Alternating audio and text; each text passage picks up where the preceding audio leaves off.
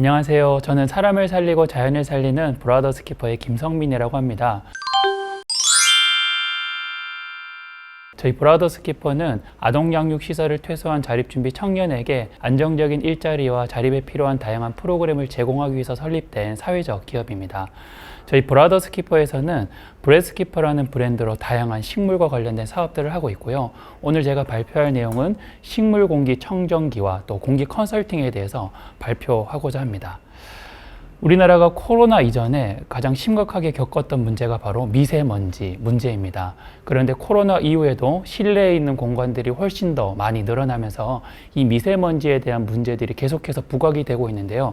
우리나라에서 이 미세먼지를 제거하기 위해서 나온 솔루션은 공기청정기입니다. 그런데 이 공기청정기는 이산화탄소량을 계속해서 늘려가는 문제점이 있고 또 포름알데히드나 벤젠, 이산화탄소 등은 절대 해결할 수 없는 취약점이 있습니다. 이런 공기 중에 있는 이 문제를 해결하는 것은 바로 식물의 고유 영역인데요.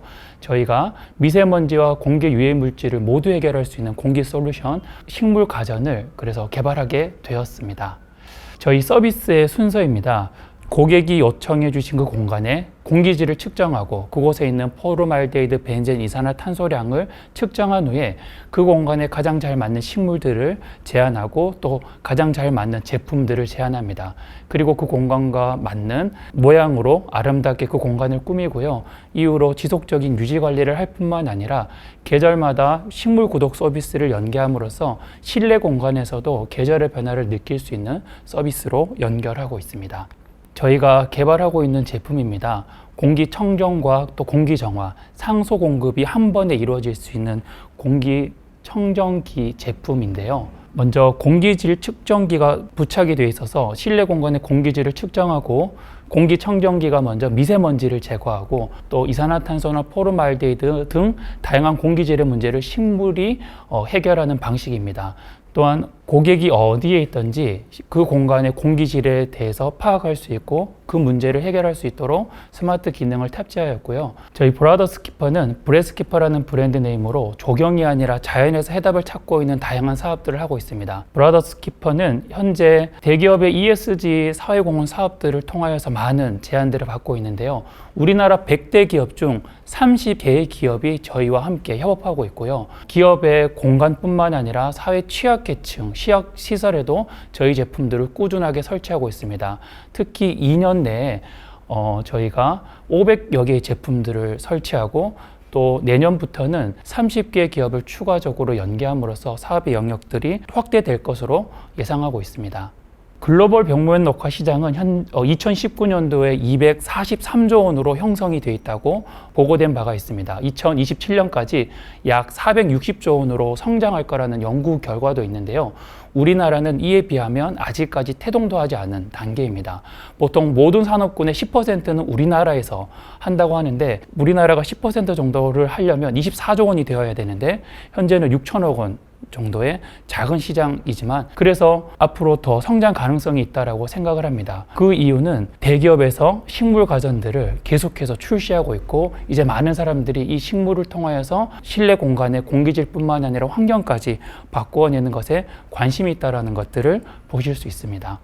저희 브라더스 키퍼는 아동 양육 시설을 퇴소한 자립준비 청년에게 안정적인 일자리를 주기 위해서 설립된 사회적 기업입니다. 이 식물을 통하여서 자립준비 청년의 정서를 회복하고 또 식물을 통하여서 자립준비 청년의 안정적인 일자리를 함께 만들어내고 있습니다. 지난 5년간 만들어왔던 사회적 성과입니다. 1년에 2,500명씩 퇴소한 청년들의 문제를 브라더스 키퍼에서 모두 해결할 수 없었기 때문에 저희가 집중했던 것이 바로 자립준비 청년과 관련된 법안이나 지원 제도들을 바꾸는 역할이었습니다. 실제로 사회적 기업에서 2개의 법안을 바꾸기도 했고 또 보건복지부에서 5개의 법안을 바꾸면서 자립준비 청년의 문제를 예방하고 있습니다. 또한 자립준비 청년들을 직접 고용하고 인턴십을 연계함으로써 자립준비 청년의 일자리를 창출하고 있습니다. 저희는 이렇게 환경적인 부분도 놓치지 않고 있는데요. 사람을 살리고 자연을 살린다는 그 슬로건을 통하여서 저희가 사용하는 모든 자재들은 자동차 폐자재나 냉장고 폐자재를 사용하고 있습니다. 저희 브라더스 키퍼는 2018년도에 설립하여 매년 꾸준하게 성장하고 있고 직원의 80% 이상을 자립준비 청년으로 채워가고자 노력하고 있습니다. 그리고 매년 영업이익이 20% 정도 나는 만큼 사업적으로도 굉장히 성장하고 있다고 판단하고 있습니다. 저희 브라더스 키퍼에서 활동하고 있는 브레스 키퍼에서는 지역에서 퇴소하는 친구를 지역에서 고용하는 모델을 만들기 위해서 앞으로 대리점을 준비하고 있는데요. 전국에 240여 개의 보육원이 있는데요. 올 연말부터 5개 지점이 만들어지지 않을까 예상이 되고, 그래서 지역에서 퇴소한 친구를 지역에서 고용하는 모델을 시도할 수 있을 거라고 생각합니다. 그 대리점은 단순하게 대리점으로 사용되는 게 아니라 식물 카페를 만들어서 자체적으로도 수익성이 날 수 있도록 하고, 또 그 공간에 식물과 관련된 다양한 제품들을 판매하고 커피와 빵을 판매함으로써 그 공간을 더 예쁘고 아름답게 또 많은 사람들이 이용할 수 있는 공간으로 만들고자 노력하고 있습니다. 그래서 최후의 목적은 바로 많은 자립준비 청년들을 공기 컨설턴트로 활동하게 하여서 그들에게 안정적인 일자리를 주는 게 저희 브레스키퍼의 목표이기도 합니다. 저희 브레스키퍼는 단순하게 식물을 판매하는 회사가 아니라 공기를 컨설팅하는 분야로 사업의 영역들을 확장해 나갈 예정입니다. 이렇게 많은 기업들이 저희와 함께 해주고 계시고, 또 더 많은 기업들이 저희 브라더스 키퍼로 연락을 주고 계십니다. 지금까지 사람을 살리고 자연을 살리는 브라더스 키퍼의 김성민이었습니다. 감사합니다. 네, 발표 잘 들었습니다. 그 자립준비 청년 문제를 고용으로 풀겠다라고 생각하게 된 계기가 있는지 궁금한 게 첫 번째 질문이고, 먼저 제가 보육원 출신입니다. 그래서 보육원에서 생활했을 때 그 힘들고 어려웠던 시간들을 어떻게 해결할 수 있을까? 사실 사회 나왔을 때 저 또한 6개월 정도 노숙자로 생활을 했었고요. 그러다가 나와 같은 환경에 있는 친구들에게 가족이 되어주고 싶다라는 꿈을 제가 고등학교 때 꾼 적이 있는데요. 저희가 또 식물 사업을 하게 된 계기는 이 식물을 통해서 우리 자립준비 청년들이 굉장히 많은 정서적 회복뿐만 아니라 안정감을 느끼는 걸 경험했습니다. 식물은 사랑을 줘야 되는 대상이거든요. 우리 자립준비 청년들이 식물을 기르고 가꾸면서 정서적으로 회복이 되는 걸 경험했고, 그러면 이 조경 사업이 우리 아이들과 잘 맞을까에 대해서 저희가 시장 조사를 해보게 되었는데요. 실제로 아동양육시설을 퇴소한 친구들의 80% 이상이 공업고등학교, 농업고등학교 출신입니다. 이 조경업계는 고령화로 가고 있었습니다. 그러니까 세대 교체가 원활하지 않았는데, 그래서 세대 교체가 충분히 가능하겠다라고 판단이 되었고, 또 저희가 사업을 시작할 당시에 미세먼지로 굉장히 큰 이슈가 있었습니다. 그리고 다양한 문제가 있었고요. 그래서 이 식물을 통해서 이 미세먼지의 문제를 해결할 수 있겠구나, 사업적으로도 충분히 성공할 수 있겠구나라고 판단이 들어서 이 3가지의 기회를 보고 저희가 시작하게 되었습니다. 해외 대비 국내에서는 아직 이 벽면 녹화 시장이 확산이 되지 않은 이유를 좀 뭐라고 생각하시는지. 해외에서는 계절이 워낙 따뜻하고 한 계절을 거의 유지하고 있기 때문에 실외 벽면 녹화가 굉장히 활성화되어 있습니다.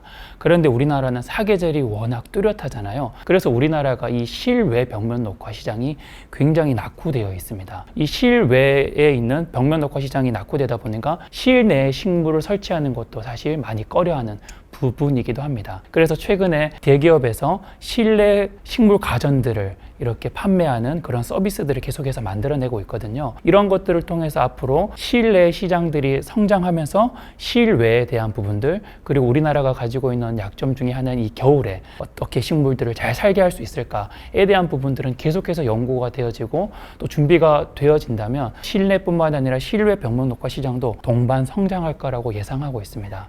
지금까지 사람을 살리고 자연을 살리는 브라더스 키퍼의 김성민이었습니다. 감사합니다.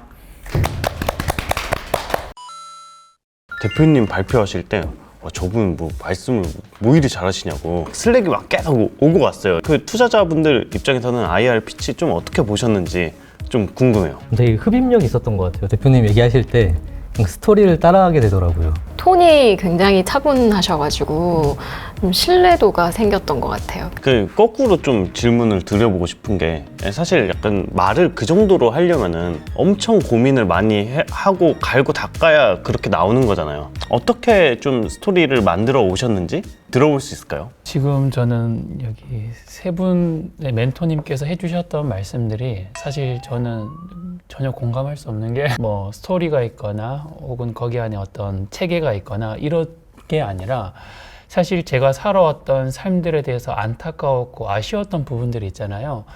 그 부분들을 조금 다른 사람들이 어떻게 하면 나의 입장에서 잘 들어줄 수 있을까? 우리 자립준비 청년의 입장에서 들어줄 수 있을까에 대한 고민들을 했던 것 같아요.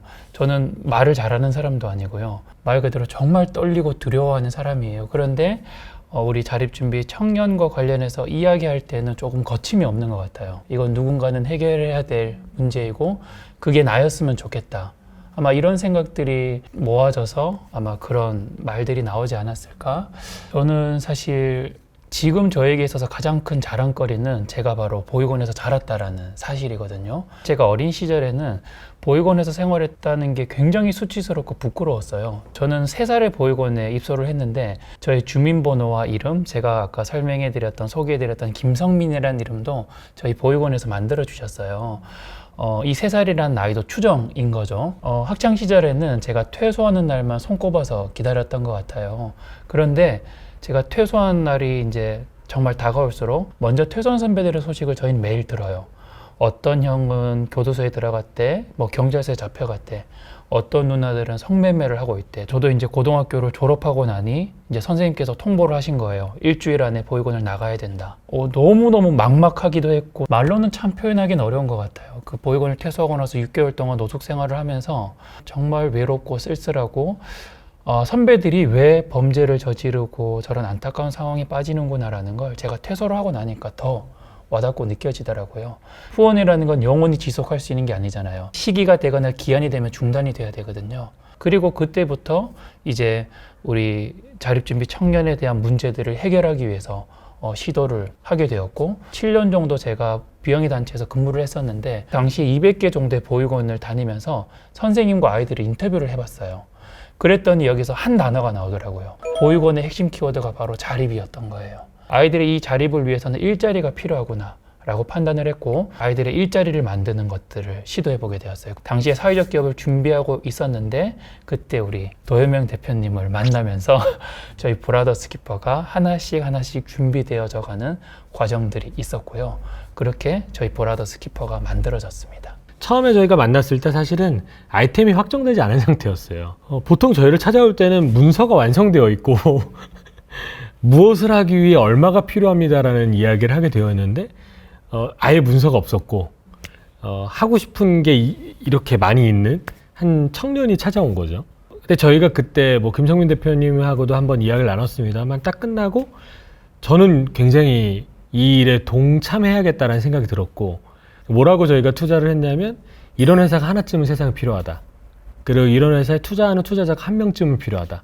이게 저희 그때 투자의 투신 보고서예요. 네, 한 가지 첨언을 좀 하자면 조경은 정확하게 3만 불, GDP 3만 불 넘은 국가에만 발전을 합니다. 우리나라도 이제 몇 년 전에 3만 불 넘었고 조경과 관련된 산업이 평균적으로 8%에서 10% 정도 성장을 하는데 한국이 딱 그 정도의 성장률을 현재 보이고 있거든요. 다만 이제 말씀하신 것처럼 한국의 이제 조경이나 식물 산업이 굉장히 숙련자인 일부의 사람들에 의해서 오랫동안 발전해 왔어요. 그러니까 과학적이거나 전략적이거나 산업적이지 않다는 거죠. 사계절이 굉장히 혹서기와 혹한기를 갖고 있는 몇 안 되는 국가이다 보니까 한국은 둘 다 발달을 못하는 어떤 환경이 있었다는 게 좀 한계점이기는 하고요.